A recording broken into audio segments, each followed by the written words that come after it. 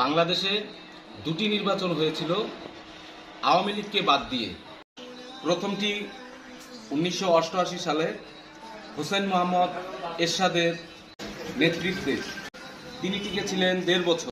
দ্বিতীয়টি হয়েছিল 1996 সালে বেগম খালেদা জিয়ার নেতৃত্বে। সেই নির্বাচনে বেগম খালেদা জিয়া টিকেছিলেন 1.5 মাস। এই সব ইতিহাসকে ভুলে যেতে বাধ্য করবেন, কিন্তু এই ইতিহাসকে ভুলে যাওয়া সম্ভব না। ইনশাল্লাহ ইতিহাসের পুনরাবৃত্তি ঘটবে, এটাই কিন্তু বাস্তবতা। আওয়ামী লীগকে বাদ দিয়ে কোনো নির্বাচন কখনো সফল হয়নি, আগামীতেও ইনশাল্লাহ হবে না। নৌকা ছাড়া কিসের ভোট, কিসের হা, কিসের না।